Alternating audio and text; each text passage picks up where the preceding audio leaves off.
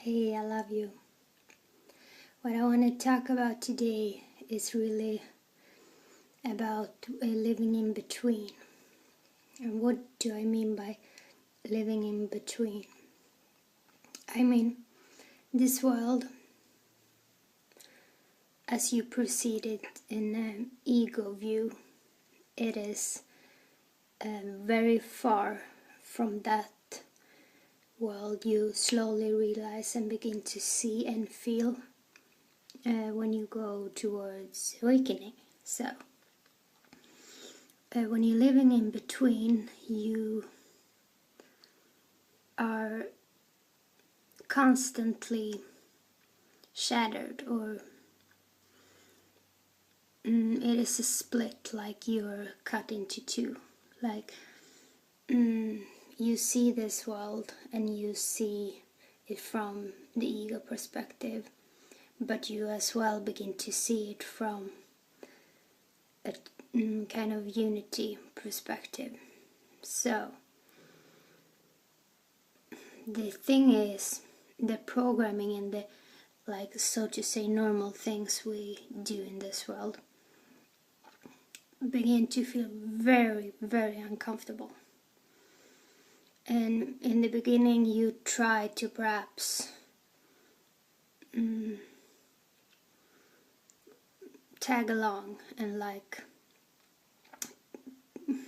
you excuse yourself for not being like them, or you stop doing certain kind of things. What it really comes down to in the end, it's like everything, like every habit you ever have, every ritual you ever had, you change all. Like you change on a fundamental level, and you see no meaning in going into stores and look into clothes, and perhaps you don't even see meaning to go into like food stores either, because you turn over to be a Breitarian, perhaps half-time, or you cannot be half-time Breitarian, but half-time fasting, and or you might completely been able to go without food. So anyway, sometimes it's a struggle because nothing is the same. You do nothing the way you used to do things. So the chemicals, you don't want the chemicals the same way. You don't perhaps use shampoo or soap or anything like this, because you find alternative which doesn't tell a story about being clean, but you become really clean. So now it is hard, I feel, because I do not want to sit on chairs. It is making me so uncomfortable to sit on chairs. I want to sit on the floor. Before I used to excuse that or do it a little smooth, but I just realized it's like if you sit on the floor, people think you are weird, and that is okay. As long as I can sit on the floor, because I don't want to sit on chairs. It is so much stuff you do, like I don't have a bed anymore because I don't think it feels good to sleep that way. And then,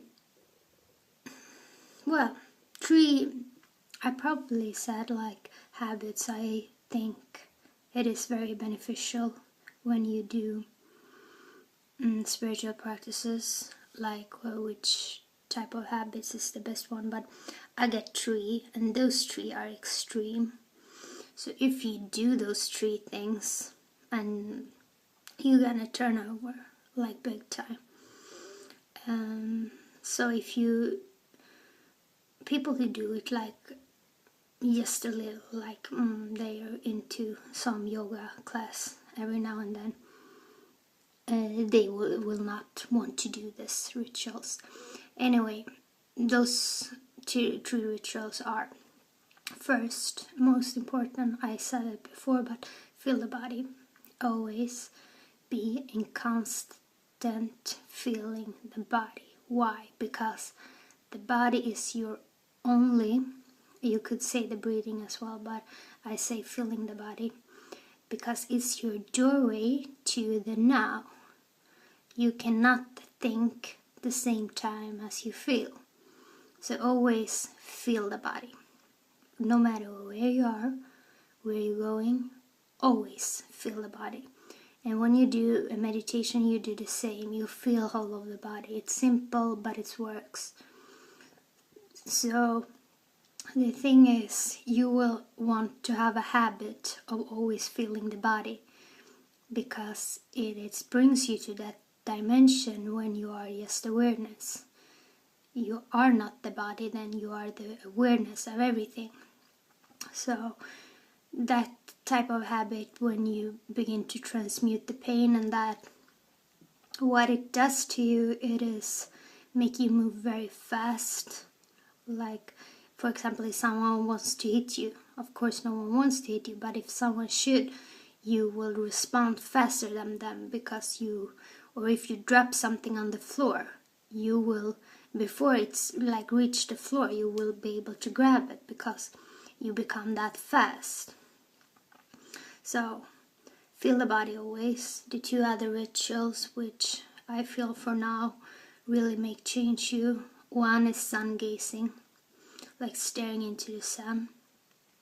And when the sun are like highest on the like 12 o'clock or 1 o'clock, then it's very, very strong. So a method you can do then, you could just watch with this eye. So you hold in front of one and watch with this one, because this one receives and this one gives. So you gotta, with the left one, you wanna receive and the right eye gives. So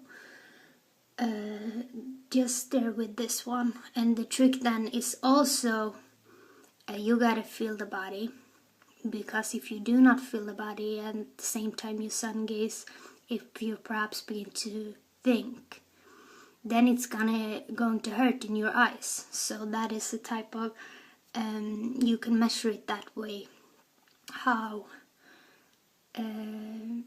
deep you are able to go into trance. Because if you think it is going to hurt because you move back to this dimension, you cannot sun gaze from an ego state of mind. So that's why you want to feel the body the same time when you sun gaze, or you can focus on this point. So another thing you can do, if you're like new to sun gazing, and you can also push hair at the same time you're staring at the sun, and you push hair. Or you can hold something like this, like hold in front of one eye and push hair, because then you're going to realize that it's much easier to stay in that trance state. So then you can just stare into the sun and you don't have to blink or anything, because all you do is receive the light. And this is a very strong spiritual practice, extremely strong. So when you begin to do this a lot, you're really going over. And what I mean by that is, you change so much when you've done this a while. So I don't try to sell anything, so I might as well tell you like the things who are not so good with it, but I still recommend you do it. But you can like you see more colors, you see things who don't exist in time space. And when you see people from a distance, you see just perhaps light around their eyes, and you see more their consciousness than how they look like. So your view is totally changed, and it can be harder to read and such stuff, because when you read, you're very focused too. But you can practice, so you can still read if you like to, but you use your eyes in a more fully way, so to speak. The third thing, this I didn't want to tell you. I'm going to tell you it anyway. This is a real secret, because the other two I could like totally stand for those two. I can stand for this one as well, but I know it's going to come some type of reaction with this, and many people will hesitate.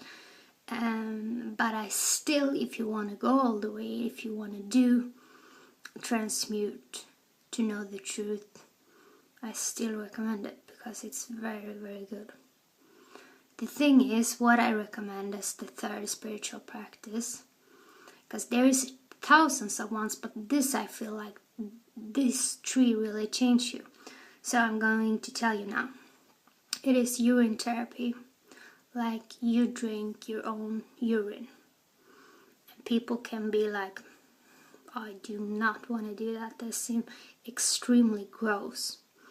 But the thing is, it feels a little bit gross like the first time you do it. But then it becomes so clean. So, like, when you have done it for a couple of days, you will not feel that it's like disgusting or anything like that. But what it does like totally cleanse you, and it makes it easier for you to fasting, or it makes it easier for you to anyway choose just good, better food, because you are more connected. And for one thing that it does, it keeps you young, like very much. It's like receiving the aging process. Like, you will look so much younger than your real age when you drink your own urine. So now I tell you this because I feel like knowledge is power, and I am so blessed for being taught those things, because if someone haven't told me, I will be so much in pain. I am still in pain, but I anyway transmute the pain. I am just not suffering. I feel it and I go through it. And to do spiritual practice is like a shortcut. It is when you get like the right information. And by the way, when you apply different type of information, always listen to your body. How does it feel to do this? How does my body respond to this? So if it feels good, keep on doing it. If it doesn't feel good, don't do it then. So, but urine therapy, that is really good. And like, I would even recommend to like stop with all chemicals, by the way. Stop with shampoo. Take urine in your hair. Stop with every type of chemical you have. And what was I going to say? Drink like a lot of the urine. Treat it like your gold, because that is like the thing with the urine. I didn't used to know this, but it's very healing. So like, don't like take it ever in the toilet chair. Like, save all of it, or just try to drink as much as you can, because it is like very clean. You are not probably think it is, but it's very good. So you can do research of this also, of course. I don't know very much about it. I know I do it and I feel awesome, and I know I don't age.